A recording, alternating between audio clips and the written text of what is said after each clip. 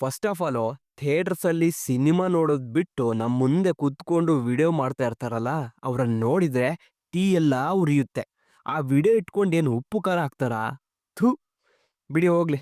ಸತತ 4 ದಿನಗಳ ಕಾಲ ಹೋರಾಟದ ಮೇರೆಗೆ ಇವತ್ತು ಫೈನಲ್ ಆಗಿ ಸೂ ಫ್ರಮ್ ಸೋ ಸಿನಿಮಾ ಟಿಕೆಟ್ ಸಿಕ್ತು. ಸಿನಿಮಾ ನೋಡ್ದೆ. ನಿಮ್ಕಿನ್ನ ಲೇಟೇ ನೋಡ್ದೆ ಇರಬೇಕು. ಅದಕ್ಕೆ ಸಾರಿ. ಎಲ್ಲರೂ ಕನ್ನಡ ಸಿನಿಮಾ ನೋಡಕ್ಕೆ ಜನ ಥಿಯೇಟ್ರಿಗೆ ಬರ್ತಿಲ್ಲ, ಬರ್ತಿಲ್ಲ ಅಂತಿದ್ದೋರು ಈಗ ಜನ ಥಿಯೇಟ್ರಿಗೆ ಹೋಗೋಣ ಅಂದ್ರೆ ಜನರಿಗೆ ಥಿಯೇಟ್ರೇ ಸಿಗ್ತಿಲ್ಲ, ಸಿಗ್ತಿಲ್ಲ ಅನ್ನೋ ಥರ ಆಗಿದೆ. ಇದನ್ನ ಕೇಳಿ ನಂಗೆ ಬೇಜಾರಂತೂ ಆಗಿಲ್ಲ. ಯಾಕಂದ್ರೆ ಫಸ್ಟ್ ಟೈಮ್ ಒಬ್ಬ ನಾನ್ ಸ್ಟಾರರ್ ಫಿಲ್ಮ್‌ಗೆ ಜನ ಈ ಥರ ನುಗ್ಗಿ ಹೋಗ್ತಿರೋದ್ ನೋಡಿ ನಂಗಂತೂ ಖುಷಿ ಆಯ್ತು ಗುರು. ಯಾಕಪ್ಪ ಅಂದ್ರೆ ನಾನು ಹೋಗಿದ್ದ ಥಿಯೇಟ್ರು ಎಷ್ಟು ಹೌಸ್‌ಫುಲ್ ಇತ್ತು ಅಂದ್ರೆ ಒಂದೇ ಒಂದು ಸೀಟ್ ಕೂಡ ಖಾಲಿ ಇರ್ಲಿಲ್ಲ. ನಾನು ಲಾಸ್ಟಿಗೆ ಕೂತ್ಕೊಂಡಿದ್ದೆ. ಮುಂದೋಗಿ ಕೂತ್ಕೊಂಡು ಸಿನಿಮಾ ನೋಡೋಣ, ಸಿನಿಮಾ ಫೀಲ್ ಇರಲ್ಲ ನಮಗೆ ಫಸ್ಟ್ ಆಫ್ ಆಲ್ ಲಾಸ್ಟಿಗೆ ಕೂತ್ಕೊಂಡ್ರೆ. ಬಟ್ ಎನಿವೇ ನಮಗೆ ಸೀಟ್ ಎಲ್ಲೂ ಸಿಗಲಿಲ್ಲ ಮುಂದೆ. ಸೊ ನಾವು ಹಿಂದೆ ಕೂತ್ಕೊಂಡೆ ನೋಡಿದ್ವಿ. ಯಕ್ಕ ಜೂನಿಯರು ಈಗ ಸೂ ಫ್ರಮ್ ಸೋ ಎಲ್ಲ ಕನ್ನಡ ಸಿನಿಮಾಗಳಿಗೆ ಜನರಿಂದ ಒಳ್ಳೆ ಮೆಚ್ಚುಗೆ ಬರ್ತಿದೆ. ಹಾಗೆ ನಾನು ನೋಡಿದ ಸೂ ಫ್ರಮ್ ಸೋ ಹೇಗಿತ್ತು ಅನ್ನೋದು ನೋಡೋಣ ಬನ್ನಿ. ಹೆಲ್ಲೋ, ವೆಲ್ಕಮ್ ಟು ಜೆಮ್ಸಿ ಟಾಪಿಕ್. ಸೂ ಫ್ರಮ್ ಸೋ ಈ ಸಿನಿಮಾ ರಾಜ್ ಬಿ ಶೆಟ್ಟಿ ಅವರು ಪ್ರೊಡ್ಯೂಸ್ ಮಾಡಿ ಅವರ ಬ್ಯಾನರ್ ಲೈಟರ್ ಬುದ್ಧ ಅಡಿಯಲ್ಲಿ ಬಂದಿತ್ತು.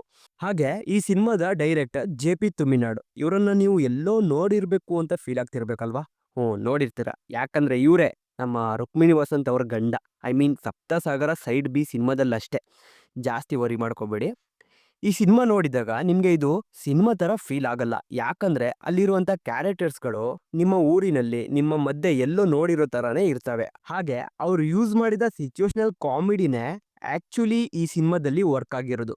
ಡಬಲ್ ಮೀನಿಂಗ್ ಸಿನಿಮಾಗಳೇ ಬರ್ತಿರೋ ಈ ಟೈಮಲ್ಲಿ ಫ್ಯಾಮಿಲಿ ಜೊತೆ ಕೂತ್ಕೊಂಡು ನೋಡೋಕ್ಕೆ ಇದೊಂದು ಒಳ್ಳೆ ಸಿನಿಮಾ. ನನ್ನ ಅಕ್ಕಪಕ್ಕದಲ್ಲಿ ಕೂತ್ಕೊಂಡವರು ನಗು ಹೊಡ್ತಕ್ಕೆ ನನ್ನ ಚೇರೇ ಅಲ್ಲಾಡ್ತಿತ್ತು ಗುರು.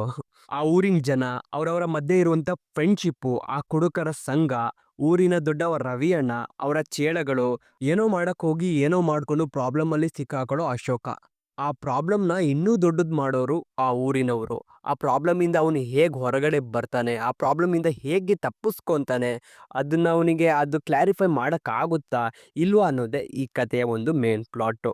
ಅಶೋಕನ ಸುತ್ತನೇ ನಡೆಯುವಂಥ ಈ ಕತೆ ಬರೀ ಕಾಮಿಡಿನೇ ಇದೆಯಲ್ಲ ಗುರು ಅನ್ನೋ ಟೈಮಲ್ಲಿ ಒಂದು ಎಮೋಷ್ನಲ್ ಆ್ಯಂಗಲ್‌ನ ಇಟ್ಟಿದ್ದಾರೆ. ಅದು ಈ ಸಿನಿಮಾದಲ್ಲಿ ವರ್ಕ್ ಆಗಿದೆ. ಹಾಗೆ ನಿಮಗೆಲ್ಲ ಕನೆಕ್ಟ್ ಕೂಡ ಆಗುತ್ತೆ. ಆಮೇಲೆ ಈ ಸಿನಿಮಾ ವರ್ಕ್ ಆಗೋಕೆ ಮೇನ್ ಕಾರಣಗಳು ಹೇಳ್ತೀನಿ ಕೇಳಿ. ಮೊದಲನೇದಾಗಿ ಎಲ್ಲ ಆರ್ಟಿಸ್ಟ್‌ಗಳ ಪರ್ಫಾರ್ಮೆನ್ಸ್. ಅವರು ಆ್ಯಕ್ಟಿಂಗ್ ಮಾಡ್ತಾ ಇದ್ದಾರೆ ಅಂತಾನೆ ಅನ್ಸಲ್ಲ. ಅಷ್ಟು ರಿಯಲಿಸ್ಟಿಕ್ ಆಗಿ ಅವರ ಪರ್ಫಾರ್ಮೆನ್ಸ್ ಇದೆ. ಆಮೇಲೆ ಇದರ ಬ್ಯಾಕ್‌ಗ್ರೌಂಡ್ ಸ್ಕೋರ್ ಆ್ಯಂಡ್ ಮ್ಯೂಸಿಕ್.